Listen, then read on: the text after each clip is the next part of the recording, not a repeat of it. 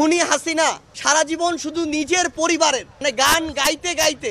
খুনি হাসিনা ও তার দোসরদের পুনর্বাসনের প্রশ্নই আসে না।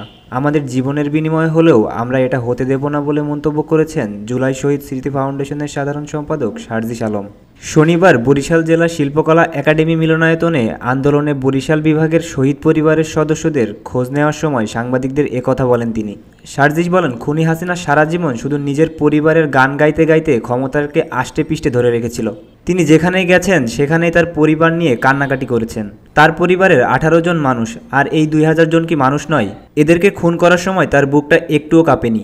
আজ আমার যে ভাই বোন শহীদ হয়েছে, সেই শহীদ পরিবারের মা বাবা ভাই বোনকে আমরা কিভাবে সান্ত্বনা দেব? শারজিস আরও বলেন, আমরা আমাদের জায়গা থেকে সব ভুলে যাই। ওই 16 বছর আমরা ভুলে গেছি, আমরা ওই 36 দিন ভুলে গেছি।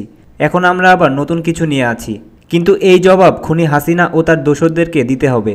আর এই বিষয়গুলোর সমাধান না হওয়া পর্যন্ত, একটি যৌক্তিক বিচার না হওয়া পর্যন্ত এই বাংলাদেশে তাদের পুনর্বাসনের কথা যারা বলে, আমরা মনে করি খুনি হাসিনার মতো তারা আরেক ধরনের ক্ষমতা পিপাসু লোভী।